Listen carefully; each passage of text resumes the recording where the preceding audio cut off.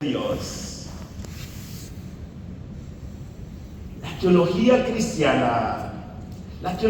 cristiana cree que hemos sido creados y podemos no haber sido creados, pero estamos llamados a ser amigos de Dios. Aquí podemos ver la importancia de Dios, la importancia de la iniciativa de Dios, la importancia de ese amor gratuito de Dios para con el hombre. Pero ¿cuál es el objeto de esta revelación? ¿Cuál es el objeto de la revelación? Dei Verbum resume: Dios es el objeto, su misterio y su voluntad.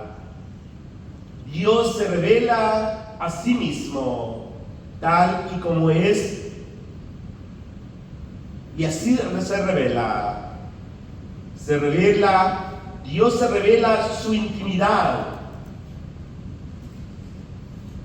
Solo conociendo a través de la intimidad, Dios ha querido revelar su intimidad a ese misterio de su voluntad.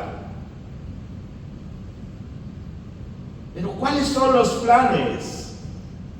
Si Dios como objeto, entonces el plan o los planes de Dios es salvar al hombre y llevarlo a la eternidad. Desde un principio, el plan de Dios es bien sencillo. Es ser amigo del hombre, es revelarse al hombre, ser amigo del hombre, pero no únicamente ser amigo del hombre, es salvarlo, llevarlo a la eternidad. La revelación es entrar en comunión con lo que Dios es. Y eso es bien importante para poder comprender la teología de la Biblia. Su misterio es que compartamos en comunión lo que Dios es. Luego ustedes pueden leer la carta a los Efesios en el capítulo 1. Y esa es la eclesiología. Esa es la teología del Vaticano II. Esa es la teología del Vaticano II. Pero veamos entonces el carácter trinitario de la revelación de Dios. El carácter trinitario de la revelación aparece, dice, el Padre, el Hijo y el Espíritu. Dios no se nos revela como Trinidad en cuanto a contenido. Es bien importante entender esto. Dios no se revela como Trinidad en cuanto a contenido, sino como autor principal. El sujeto de la revelación es Dios. Es Dios Padre, es Dios Hijo y es Dios Espíritu Santo. Dios se revela en la historia tal y como es. Actúa en la historia tal y como es. Dios no hay pintas. Así como Dios es, así se revela al hombre. Y muchas veces como que el ser humano no logramos percibir o entender que desde un principio fuimos creados para vivir en esta comunión, para vivir en esa amistad con Dios. Pero no únicamente para vivir como amigos y en esta comunión con Él. El propósito desde un principio, cuando Dios nos crea con la finalidad de salvarnos y que compartamos su divinidad con Él. Pero lo nuevo que la Dei Verbum nos va a traer es esa dimensión dialogal o amistosa de la revelación. Es algo novedoso. La dimensión amistosa o esta dimensión dialogal de la revelación. Este es un aspecto que en los últimos siglos de la teología no era del todo tenido en cuenta. No era del todo tenido en cuenta. Me gusta el Evangelio de Juan 15. Me gusta cuando Dios le hablaba a Moisés. Y Dios le hablaba a Moisés como un amigo. Y en Juan 15, ya no le llamo siervos, porque el siervo no sabe lo que hace su amo. A ustedes yo le llamo amigos. Dios nos revela. Dios nos revela cosas, aunque sea a sí mismo. Dios nos revela la historia, idea de la salvación, personas. Pero aquí es importante decir, aquí es importante lo que Dios revela. Pero aquí está el hecho de lo que Dios está revelando. La dimensión dialogal es una dimensión amistosa de esa relación de Dios y de esa revelación de Dios. No solamente es importante los contenidos, sino lo que importa es el diálogo de Dios con nosotros. Bien importante. Es importante decir que lo que importa en la catequesis, en la oración, no es solamente transmitir contenidos, da igual quien transmita, sino quien en la catequesis, lo importante es poner en comunión a las personas. Pero lo importante es que las personas reencuentren a Dios y sea alguien real. Y eso es bien importante, porque Dios no es un ser que nos creó, pero está fuera de esa realidad. Es que Dios tenemos que relacionarnos así. Yo le decía hoy a Johan, le decía, al Dios que el Padre Jerónimo cree, es un Dios que es humano, que camina conmigo, que hace un caminar junto. A ese es el Dios que yo quiero, y yo creo que la iglesia nos quiere presentar y nos presenta a un Dios que es real, a un Dios que se hace parte tuya, que te invita a vivir esta intimidad y esta comunión con Él. La teología de la Biblia es bien importante. Las ideas que nos iluminan son importantes, pero más importante es que el Dios mismo en persona nos está hablando, y a través de la palabra. Y por eso Dios nos dignifica, porque al tratarnos como sujetos nos diviniza. ¡Qué bonita esta teología! Las ideas nos iluminan y son importantes, pero más importante es el que el Dios mismo, el Dios en persona, nos está hablando a través de la palabra. Y por eso Dios nos dignifica, porque al tratarnos como sujetos, Dios nos diviniza.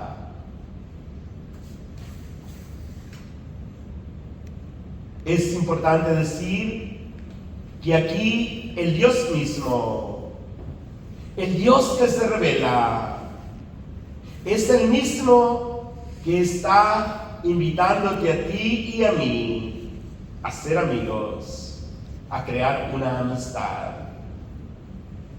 En la revelación es bien importante el objeto, pero Dios mismo quiere dialogar conmigo, contigo. el tema de la conversación es fundamental, pero es importante que Dios se digna hablar conmigo. Dios se digna hablar contigo. Qué importante es esta dinámica y esta característica amical. Dios no es alguien que está fuera de ti. Es que Dios te hace parte, te hace comunión y te diviniza. Es así como Dios se revela en la vida tuya. Pero otra característica que la Dei Verbum nos va a presentar es la dimensión histórica. Los hechos y las palabras. Los hechos y las palabras. Dios se revela no únicamente en los libros. Dios se revela no solo en las palabras, sino en hechos sucedidos y en las palabras pronunciadas. En hechos y palabras que se iluminan mutuamente. Los hechos sin palabras no se comprenderían. Las palabras y los hechos serían vacías. Dios no es solo el Dios bíblico. Veamos esto para poder entender la Biblia como un conjunto y la Biblia como un conjunto de libros inspirados. Dios no es un Dios. Dios no es solo el Dios bíblico. No es solo un Dios que habla, que no transmite palabras. Recordemos cuando hablábamos del cristianismo, decíamos que el cristianismo no es una religión de libros. ¿Se recuerdan cuando vimos eso? Y ahora yo lo repito. El cristianismo no es una religión de libro, es una religión de la palabra. Es una religión de la palabra de Dios. Y ese Dios desarrollará la historia de la persona en Jesucristo. Los profetas son los hechos históricos, pero necesitamos comprenderlos desde la palabra de Dios.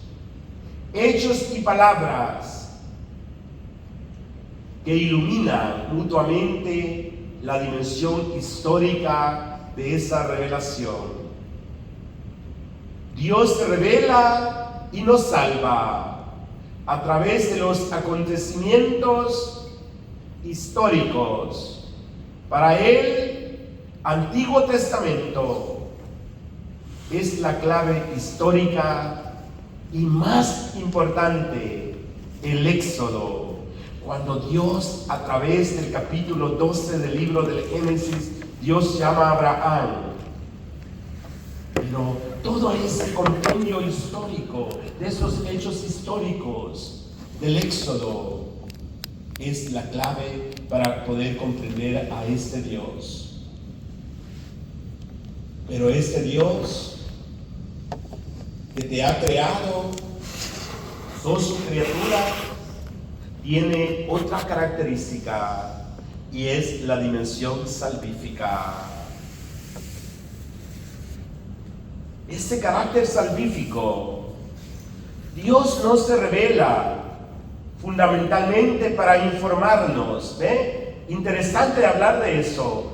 Dios no se revela únicamente para informarnos, para decirnos la importancia de la vida, ni siquiera para darnos normas, sino que Dios se revela para salvarnos.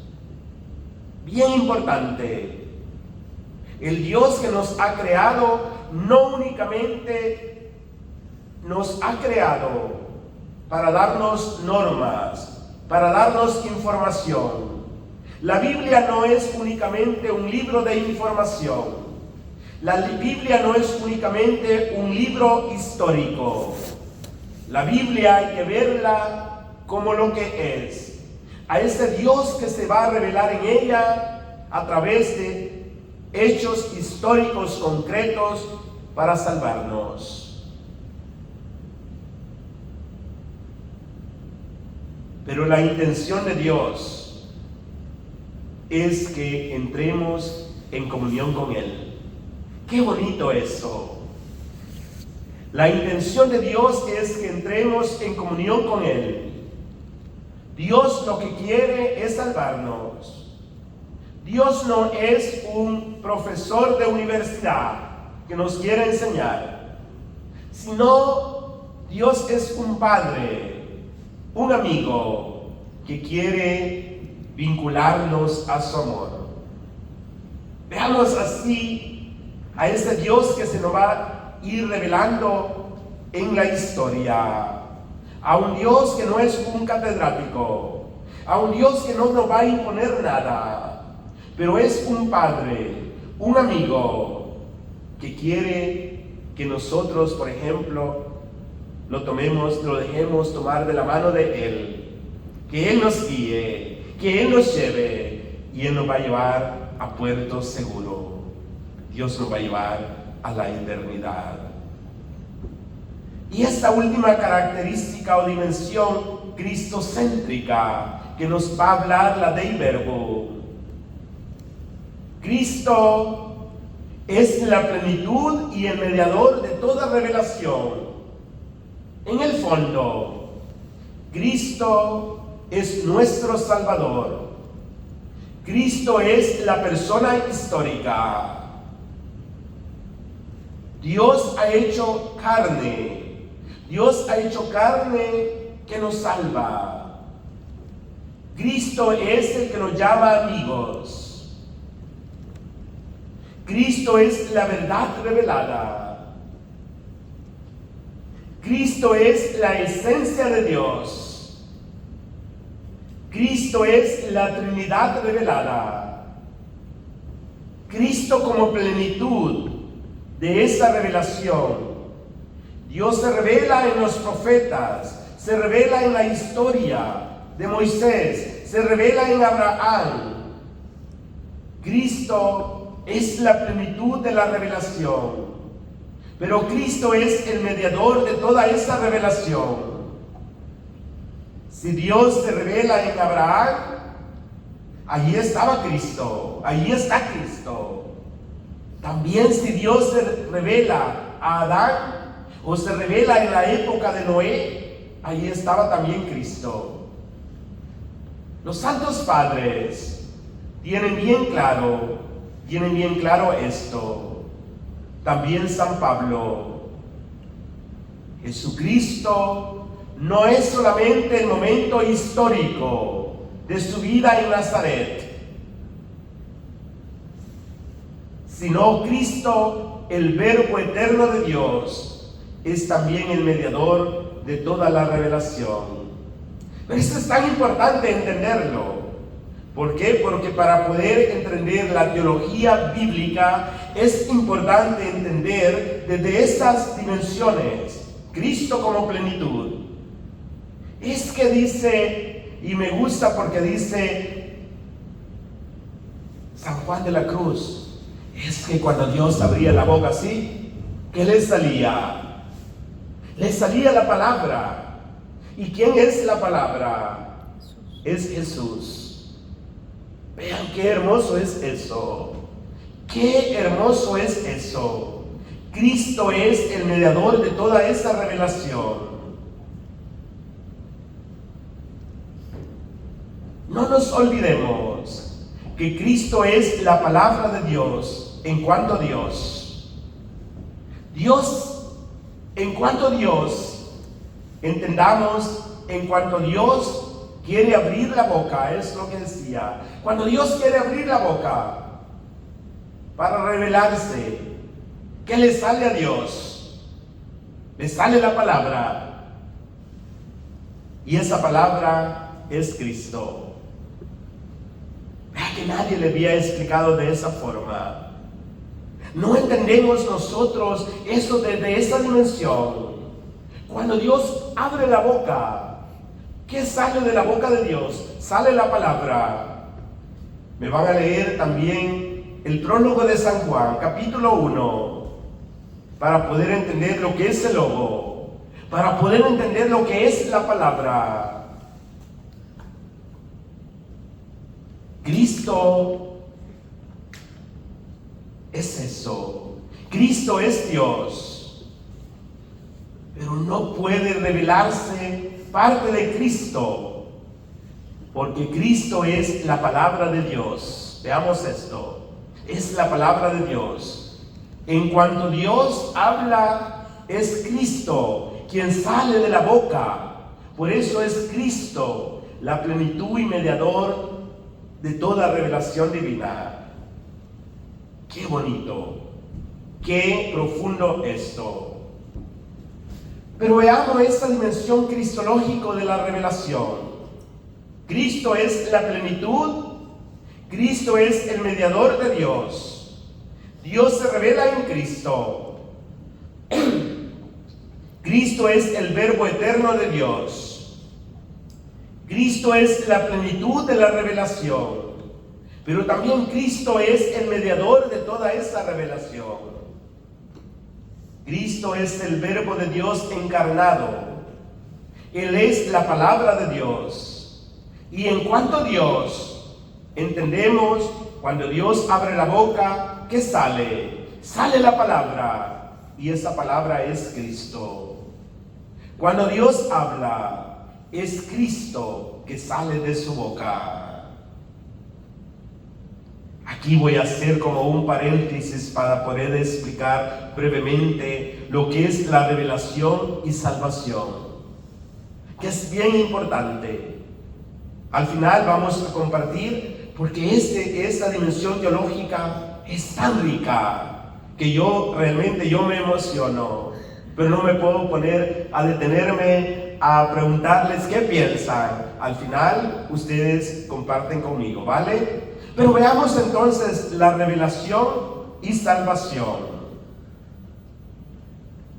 La revelación y salvación. La revelación como idea, como ideas, sería nada más un conocimiento. La revelación como un conjunto de ideas sería nada más conocimiento. Y eso es gnosticismo. Pero si la revelación como normas, como un cumplimiento de normas, de reglas, de leyes, sería eso, un cumplimiento. Y ahí caeríamos en un error, porque caeríamos en el fariseísmo. Pero lo nuevo que yo le decía de la Dei Verbum, estoy hablando de 1965, es amistad. Amistad y comunión. Amistad y comunión, que es algo novedoso para los padres conciliares. Entonces, esta revelación y salvación, según el concepto que tengamos de la revelación, así veremos su relación, lo que es la salvación. Si lo más importante es la revelación, son las ideas, digamos, lo que es la salvación. La salvación sería entonces conocimiento. Nos dice lo que tenemos que conocer para salvarnos. Es el concepto, es el conocimiento de la salvación. La salvación es obra de las personas que saben. Es una cuestión, misterio, conocimiento. Aquí es bien importante decir, salva no la revelación. La revelación dice aquello que tengo que alcanzar, pero lo que salva es el conocimiento de lo que Dios ha revelado. Y es bien importante, porque lo voy a explicar luego. Quiero entonces explicar esto. Si lo más importante en la revelación son las ideas, entonces es un simple conocimiento. La idea quizás está más cerca de nuestra fe religiosa. Las normas con la moral. La idea nos dice, Dios nos propone el camino. Si lo cumplimos, nos vamos a salvar. Aquí está la revelación. Nos salva.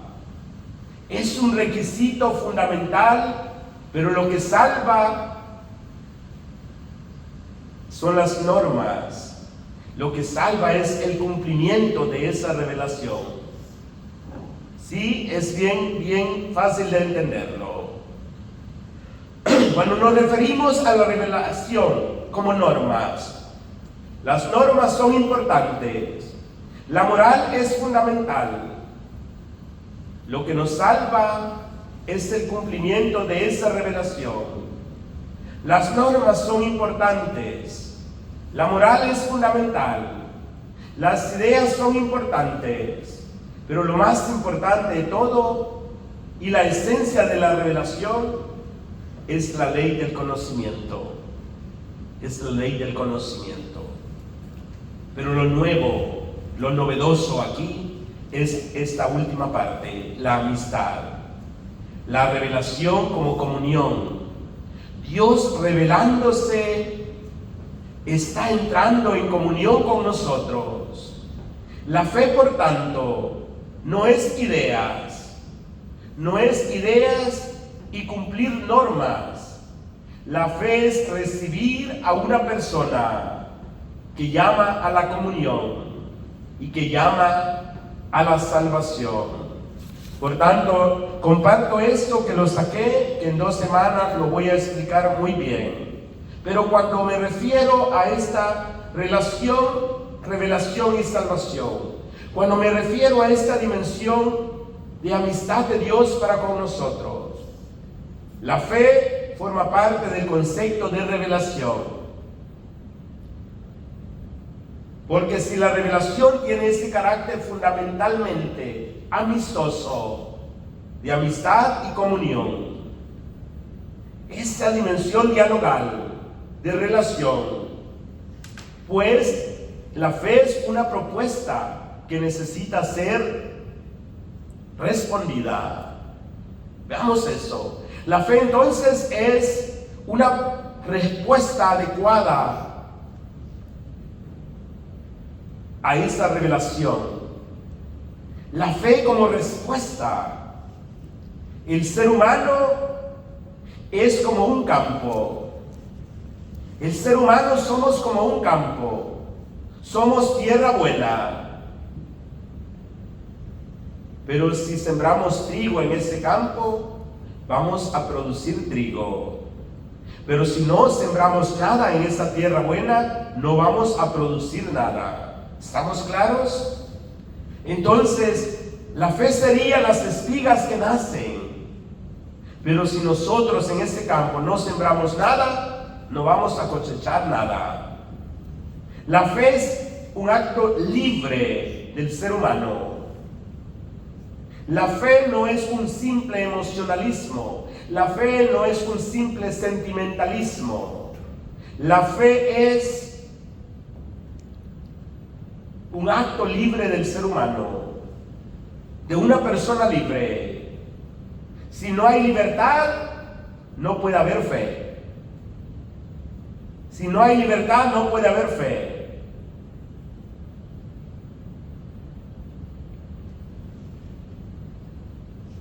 Yo puedo tener la intención de hacer el bien, de llamarle a la gente que es buena.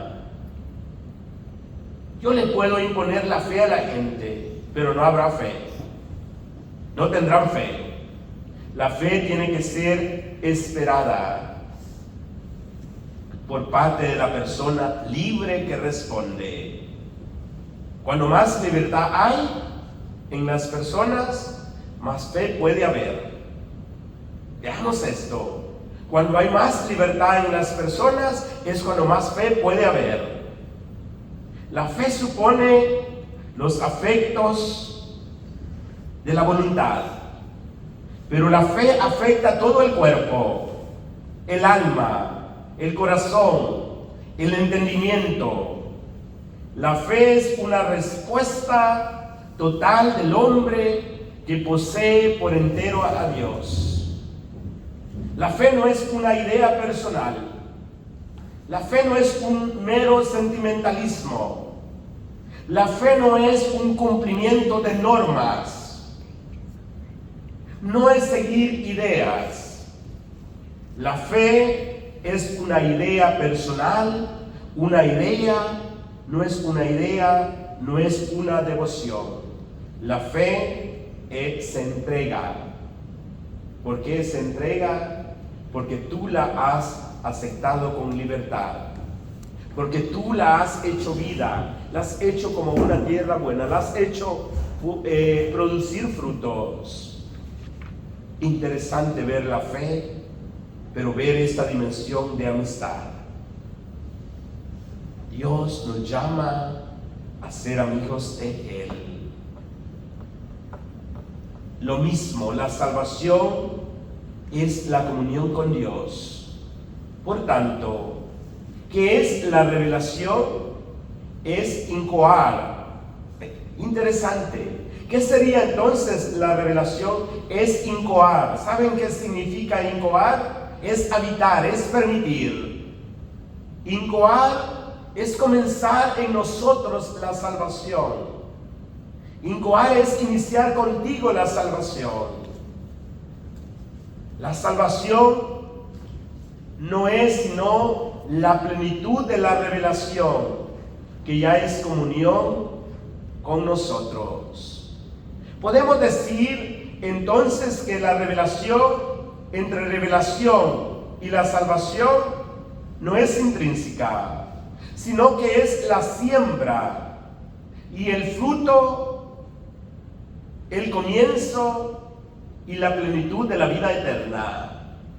Los padres de la iglesia van a decirnos. Entonces aquí podemos hablar de una vida de santidad. ¿Por qué? Porque somos santos, porque estamos llamados a ser santos. Por si nuestro Creador, que es Dios, nos llama a ser amigos, nos llama a hacer comunión, a ser parte de Él. Entonces, la revelación es santidad. La revelación es acogida. Qué bonito entender esto de esta forma. Y esto sería como el numeral 1 y 2, ¿vale? Veamos, estoy explicando, he explicado nada más la introducción, que es como un preámbulo de la Dei Verbo, en la parte 1 y 2. Ahora voy a tratar de explicar la revelación en la historia de la Dei Verbo, el 3 y el 4, brevemente. Los números 3 y 4 van a subrayar y a desarrollar la dimensión histórica de la revelación, la historia de la salvación. Pero aquí podemos preguntarnos, ¿cuándo comienza y cuándo termina la revelación? ¿Con quién comienza y con quién termina la revelación? Aquí los padres conciliares en la Dei Verbo nos van a explicar lo que es la revelación pública, no la revelación privada. Porque la revelación pública termina con Cristo. Voy a explicar esto. Un texto fundamental para comprender esta historia es el libro de la Sabiduría, capítulo 13, si lo pueden leer cuando puedan. Y Pablo va a recoger esto en la carta a los Romanos, capítulo 1. El ser humano es capaz de conocer a Dios por naturaleza. El ser humano es capaz de conocer a Dios por naturaleza. Entonces, Dei Verbo 3 y 4 nos va a hablar de eso. Y yo he tratado de sintetizarlo de esta forma. La creación es como el punto cero que antes se hablaba de una revelación natural, pero después van a decir los padres conciliares, no hablemos de revelación natural, hablemos sobre el conocimiento natural de Dios. Dios y el hombre que es capaz de conocerlo por su naturaleza. Porque dejemos la palabra revelación cuando nos refiramos al aspecto sobrenatural de Dios. Luego el 1 va a hablar sobre Adán y Eva y lo que es el pecado. Y aquí es bien importante. ¿Por qué? Porque muchas veces a nosotros como que se nos ha metido en la cabeza que lo primero es la creación, el pecado que Adán pecó y la revelación, y Dios que se acerca al hombre. Los padres conciliares en la Dei Verbum nos van a decir, no, es una idea equivocada. Esa no es una idea católica. ¿Por qué? Porque los padres conciliares van a proponer y van a decir, no, está la creación, está la revelación, Dios que se revela al hombre, está el pecado, pero también está la redención. Vean qué bonito. Entonces, cuando nos referimos a Adán y Eva, en esta historia, no vamos a entender creación, pecado y revelación, sino que vamos a entender, dice la Dei Verbum, creación, revelación, lo que yo ya les he explicado, revelación, pecado y redención. ¿Por qué? Porque aquí es bien importante. Número 3, cuando hablamos de redención, no se está refiriendo únicamente que el cristiano o el judío somos salvos. No. Cuando los padres conciliares se refieren a la redención, los padres conciliares se van a referir a toda la humanidad. A toda la humanidad. No se van a referir únicamente a un pequeño grupo de personas. Los padres conciliares van a decir, no, ese Dios que se revela, que se ha revelado, no se ha revelado únicamente a los cristianos. Y ese Dios de la historia, ese Dios que se ha revelado, no quiere salvar únicamente a este pequeño grupo. Los padres conciliares van a decir, no, ese Dios quiere salvar a toda una humanidad. Es bien interesante ese concepto. Y aquí, porque después van a decir, ese Dios que quiere salvar a una humanidad, Dios escogió a un pueblo. Para salvar a esa humanidad, Dios escogió a un pueblo. Dios le dijo a Abraham, sal de Ur de Caldea, ve a la tierra que yo te voy a dar. Y Abraham sale y llega a la tierra de los cananeos. Y así, como vimos en la parte geográfica e histórica, es como Dios viene actuando en la humanidad. Pero es bien importante. Dios habla a través de Abraham, Moisés, los profetas. Y aquí es bien importante, porque Dios nos va a hablar a través de ellos como un padre, como un juez, pero Dios nos va a hablar como un Dios. A ese Dios que tenemos que comunicarnos. Y los padres conciliares van a decir, encontramos entonces aquí un monoteísmo. Encontramos a un padre, encontramos a un juez, pero también ese Dios y ese juez también nos promete algo a través de los profetas. Estamos a la espera de la revelación total que va a ser Cristo, que por eso yo pongo aquí los evangelios, o el evangelio que es la plenitud. ¿Y quién es la plenitud del evangelio? Es Jesucristo, ¿vale? Y aquí es bien importante, porque voy a explicar lo que es la revelación natural, porque aquí, quizás por el tiempo, voy mejor a poder decir, Dios tiene que crear una persona que sea capaz de conocerlo, capaz de recibir una futura revelación. Todo ser humano, como criatura, capaz de Dios y capaz por analogía.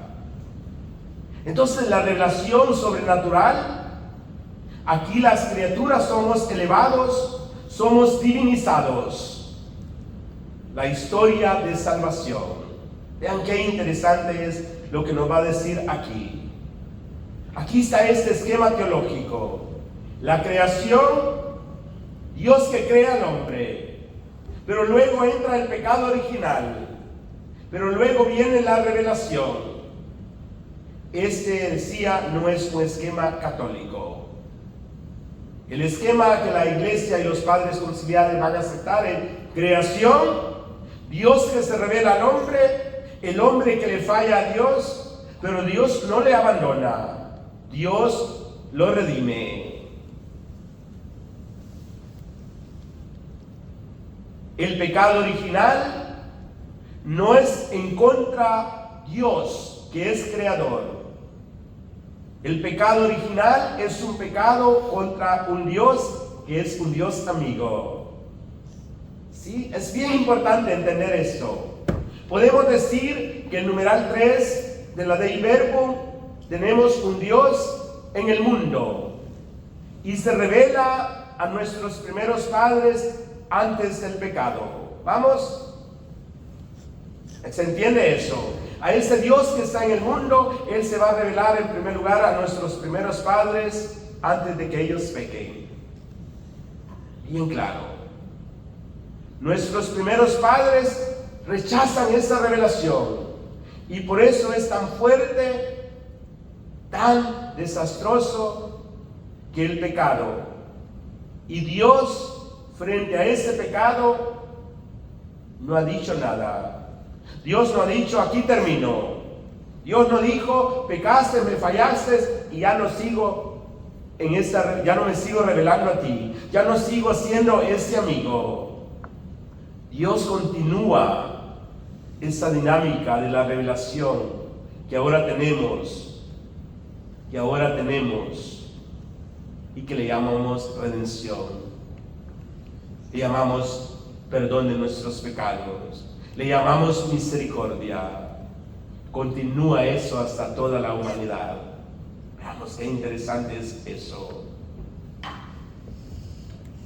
Y aquí decía, la revelación no es propia del cristianismo y no es propia del judaísmo, sino que está presente en toda la humanidad. Es una forma análoga. Es importante comprender aquí la universalidad. Dios creador, Dios que se revela, este Dios está presente en toda la historia de la humanidad, conduciendo con su providencia y luego parte de esa revelación como esencia de esa relación de Él.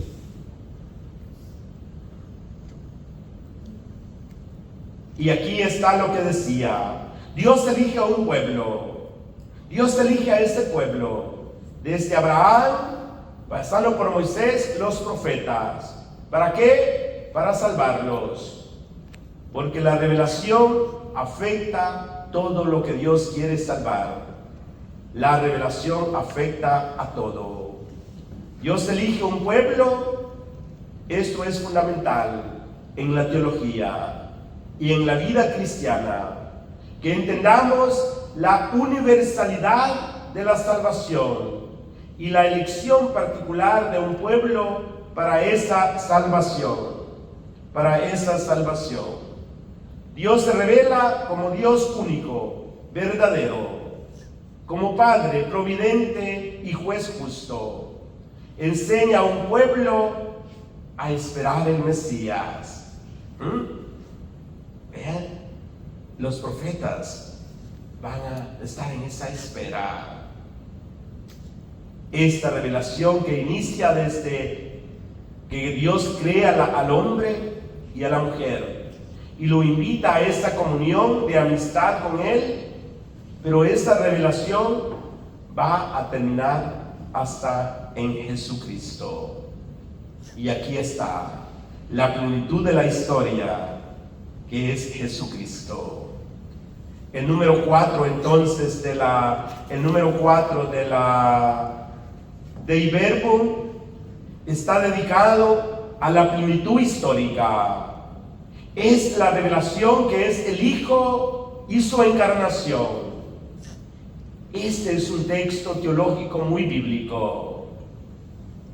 Es un texto teológico muy bíblico cuando nos habla del Hijo. Yo por eso les pongo ahí ver Hebreos 1:15, Juan 1:18, Juan 14:9, Juan 20:30. ¿Por qué? Porque aquí en esta parte 4 de la Dei Verbum vamos a ver la encarnación. La revelación plena es Jesucristo encarnado. La revelación plena es Jesucristo encarnado. Él está en toda la revelación de una vez. Jesús es la presencia del Padre. Jesús es la persona. Es la relación del Padre. No se puede ver al Padre sino a través de Jesús, porque es la palabra, la presencia del Padre. Jesús revela al Padre y nos salva a través de sus palabras, a través de las parábolas, sus obras y sus gestos. Las obras son también reveladoras. Los milagros, los signos, las señales que vamos a encontrar en los evangelios, en las palabras y obras, Jesús nos revela a Dios, y sobre todo en ese momento más revelador de toda la historia, de la historia por antonomasia, que es el misterio pascual. Allí es donde, en ese misterio pascual, Jesús revela a Dios de una forma definitiva. Se revela a sí mismo muriendo en una cruz. Vean, muriendo en una cruz. El misterio pascual es la clave de la revelación, pero esta revelación no termina con la resurrección, sino después con el envío del Espíritu Santo. Luego la generación apostólica forma parte también de esta revelación. Algunos padres en la eclesiología van a decir, no, la revelación plena, la revelación pública termina cuando muere el último apóstol. Interesante.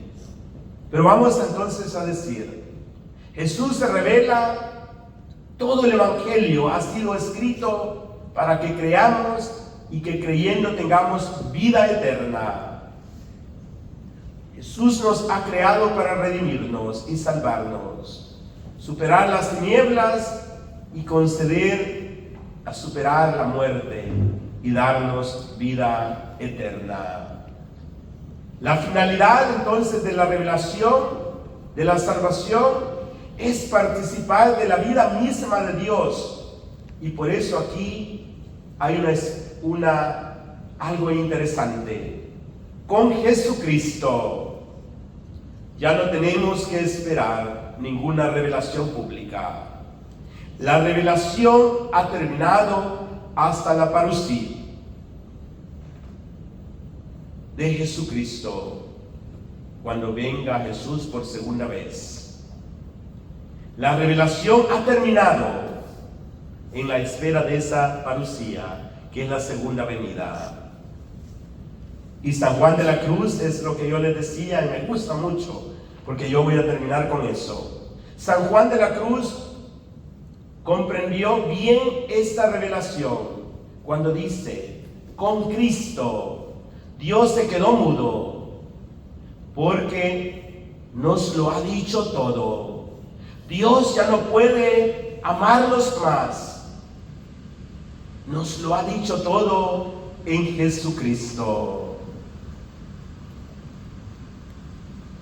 San Juan de la Cruz dice esto: Dios se quedó como mudo porque nos lo ha dicho todo. Ya no puede amarnos más. Todo su amor lo ha dado a conocer y revelado a través de su palabra, del Verbo de Jesucristo. Concluyo con esto. Hemos visto entonces las 4 dimensiones. Voy a volver a la Dei Verbum en 2 semanas, ¿vale? Porque tenemos que hablar de la canonicidad. Vamos a hablar del magisterio. Vamos a hablar de la fe. Que la fe es importante en la teología bíblica. Pero entonces, para ir concluyendo, hemos visto la dimensión literaria. Y en la dimensión literaria de la Biblia, hemos dicho que la Biblia es palabra de Dios, sí. Pero no agota la palabra que es Jesucristo. La palabra que es Jesucristo, el Verbo encarnado. Hablamos de la Biblia como un libro escrito, como un libro de la religión. Hablamos de 3 religiones monoteístas. ¿Se recuerdan cuando hablamos de esa dimensión literaria? Hablábamos quién es el fundador del Islam. ¿Cuál es su libro? El Corán. ¿Quién es el fundador del judaísmo? Moisés. ¿Cuál es su libro sagrado? La Torá. Es la Torá. Se recuerdan, es la Torá, el Tanakh que le llaman, porque ahí va incluido los 5 libros del Pentateuco, va incluido los profetas anteriores y los profetas posteriores. Entonces hablábamos de eso. En la dimensión geográfica vimos la geografía y decíamos que la geografía, el clima, la historia nos configura con todo. Nos configura con la Biblia, nos configura con Jesús de Nazaret.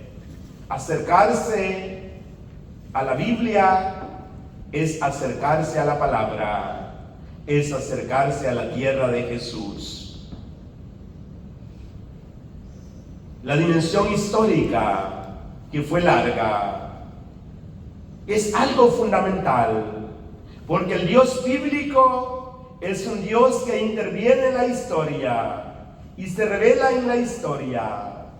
La Biblia es una transmisión de la revelación histórica que Dios hizo y que Dios ha realizado, eligiendo a un pueblo para salvar a la humanidad. Y en la dimensión teológica que he tratado de explicar esta noche, Dios se nos ha revelado a través de su Hijo, Jesucristo, para darnos vida eterna, para hacernos partícipes de su vida divina. Jesús es la plenitud de esta revelación de Dios a la humanidad. En Dios, en Jesucristo, Dios nos lo ha dicho todo. Jesucristo es el culmen de esa revelación de Dios. Termino con esto. Me perdonan que siempre me paso, pero esto es algo tan... Para mí, las 4 partes han sido importantes, pero esta parte es tan esencial para poder comprender la Biblia. Y como decía al principio, no hay ningún documento dentro de la iglesia tan rico como la Dei Verbum. Y está otro documento que yo se lo recomiendo, que lo traje aquí, que es la Verbum Domini. Yo les enseño a leer también. Está la Verbum Domini y lo que es la Dei Verbum. ¿Qué hacen los padres conciliares en la Dei Verbum? Es retomar el concilio de Nicea, el Tridentino y el concilio del Vaticano I. Entonces, la iglesia no echa a la basura la tradición, lo retoma, pero trata de poner algo nuevo. Y lo nuevo que pone en la Dei Verbo es este término de amistad. Dios que es amigo, pero Dios que nos invita a estar en comunión con Él. Sí, así que con eso termino la dimensión teológica, pero como repito, en 2 semanas voy a hablarles un poco más sobre la fe, sobre la tradición, porque es bien importante entender eso. Porque muchas veces cuando queremos entender la Biblia literalmente fallamos, porque la vemos nada más desde una perspectiva, desde una dimensión. La Biblia hay que verla desde esas 4 dimensiones. Cuando terminemos de ver esto, vamos a empezar y se van a dar cuenta qué hermoso es hablar sobre el Génesis. Qué hermoso es conocer el Apocalipsis. ¿A qué se refieren? Así que terminamos esta noche con esto. Así que vamos a decirle a los hermanos que nos están escuchando o viendo a través del YouTube, que Dios me los bendiga, y que si tienen preguntas las pueden dejar ahí y luego las respondo. Terminamos con esto porque quiero hablar de algo importante también esta noche.